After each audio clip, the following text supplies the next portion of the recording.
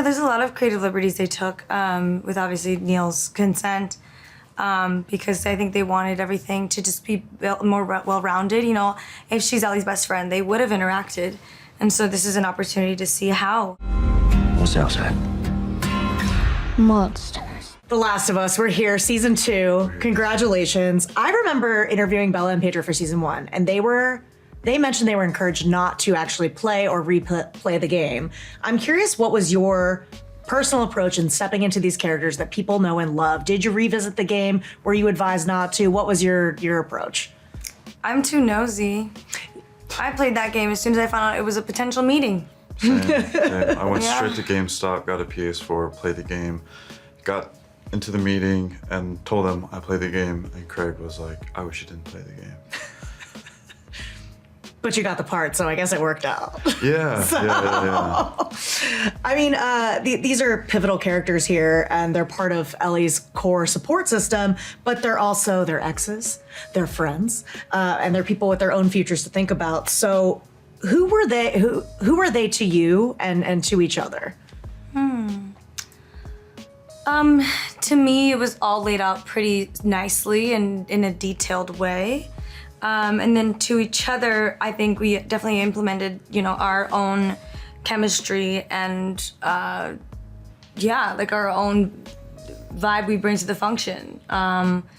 He's super chill, super go with the flow, and I'm super like chasing the next dopamine hit. So it was a really good like opposites, but we also balance each other out, I think, really well. Yeah, for sure. I saw Dina as like this ray of sunshine in a very dark and gloomy place. And I think that's what Ellie and Jesse are both drawn to. And I think the shared trait amongst us three is that we are all outsiders that have found refuge in this community. But I think Jesse, because of his capabilities, it's impressed upon him that maybe he has to take over the town one day and be the next, leader to step up for the younger people.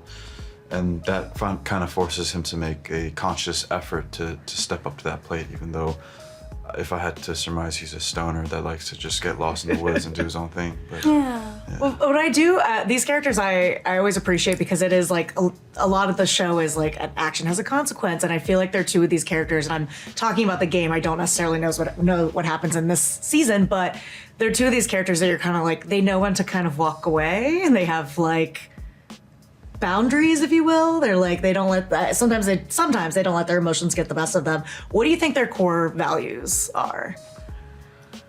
I think Dina, when she was being raised to have very, a clear line in her boundaries and morals and values. And for that reason, I think she and Ellie have a lot in common, but also I think maybe they've been faced with a lot of responsibility at an early age, so they also have this like underlying craving to be reckless and just have a good time, because I think the world imposed so much stress upon them. And so, they like to just fuck around and escape and kill clickers for fun. Yeah, fall through things. Yeah. Often. Yeah. I think Jesse, there's some context later in the season that kind of explains where Jesse's head is at and why he is the way he is. And then beyond that, as a Korean American myself, I grew up with an emphasis on family and community, and I think to have lost all that and arriving in Jackson as a refugee, I think he never wants to lose something like that again. Right. And he understands the value of that and how humanizing it is to have that. Right, yeah. Right off the bat in episode 1, what I noticed is that Dina and Joel have more of a relationship than we saw in the game, to the point where he, really seems to have like a deep-rooted respect for her and her for him. I mean, what did that reveal to you about Dina's role in their relationship, and how does that affect...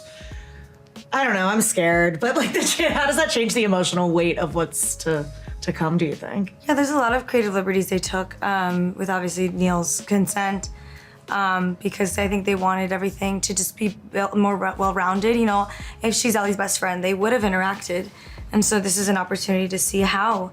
And I think they have a very light, warm relationship where he's like the fun uncle and she can confide in him and he can confide in her. But mostly, you know, their point where they really connect is their love for Ellie that they both have and share. And I think Dina's, when we see her, she's sort of noticing this rift between them and trying to mend that.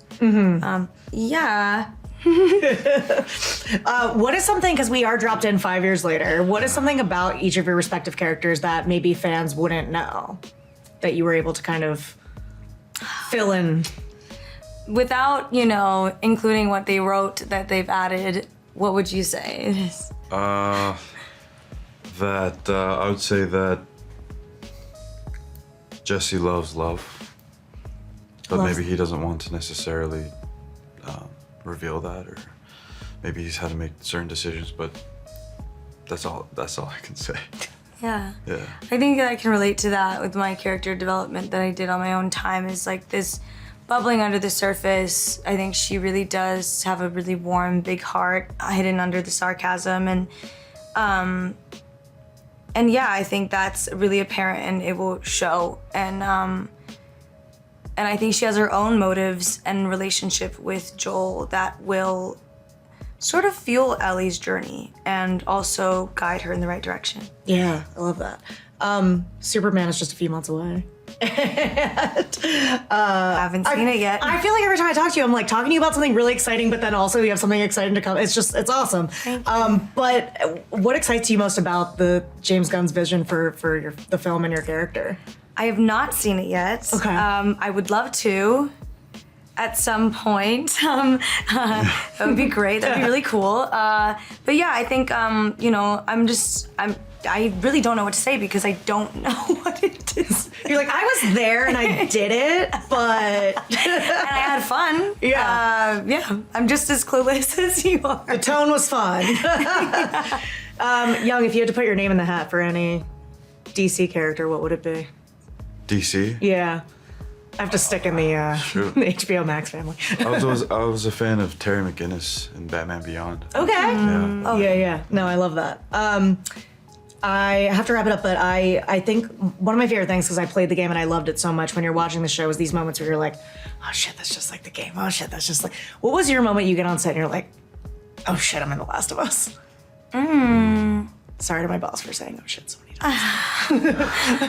It's okay. It's a safe Shit, space. that's okay, shit. You can always bleep it. Yeah, shit. I think the New Year's Eve dance that happened, that was the same place. Like they really recreated that perfectly. It's beautiful, and the ambiance of that place, and for some reason the location, it felt great.